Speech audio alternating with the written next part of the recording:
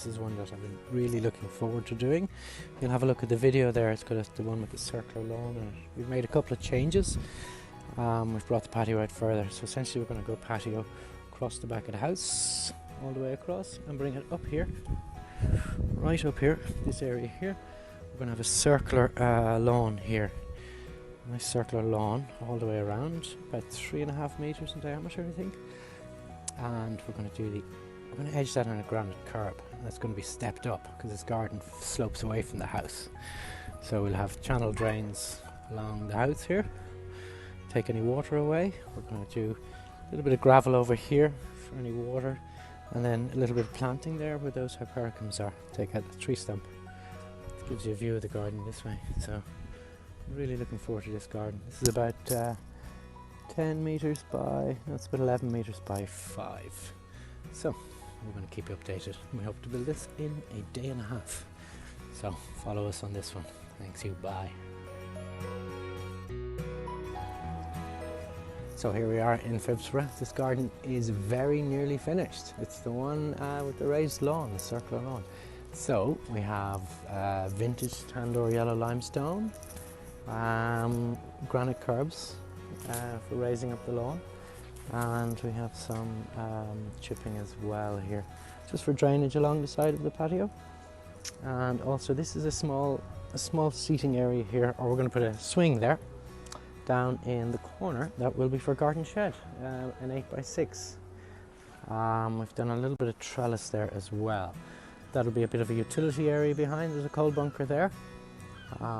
That's great for hiding stuff as well anyway. So new fences. See these from Cloney Sawmills? Really super fence. All pressure treated. So I'm going to turn the camera around and talk about plants. So one sec. So here we are, the Phibsborough garden, and talk about the plants. So this one is all about the bees. So we have a lot of pollinators in here. I'll go through some of them. So just pop over here first. Sarcococca. It's in flower at the moment, beautiful scent. And I've popped the salvia in there that'll come up in the summer when this is not doing a whole lot. So over here we're going to have a little bit of bamboo, just it'll give a little bit of privacy, block the sort of view of the other houses there. Going along, I've got heathers for winter colour. I've got a nice iris here. It's a white iris as well, but this will be gone out of flower when that comes into flower.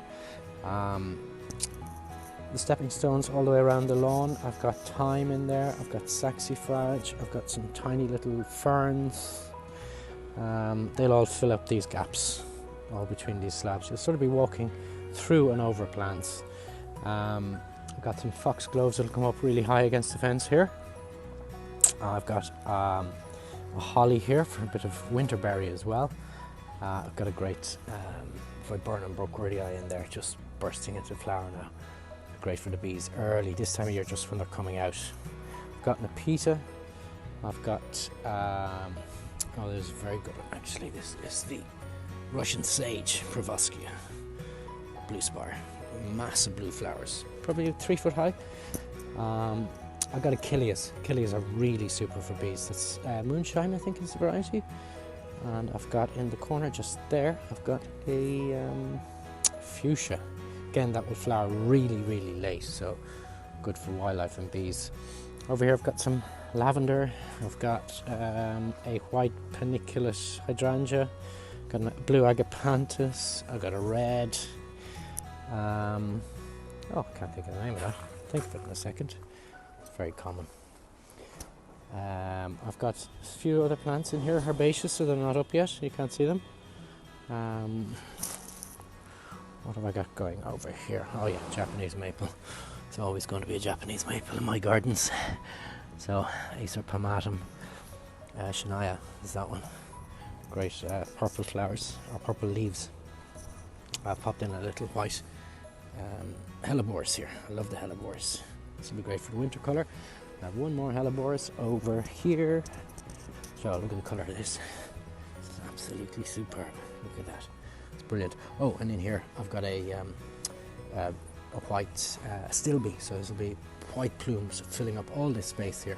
So at the moment we've got gaps, but they will fill up this garden. This will be very exciting during the summer. So I'm going to come back later on, maybe May or June, do another little video on this garden.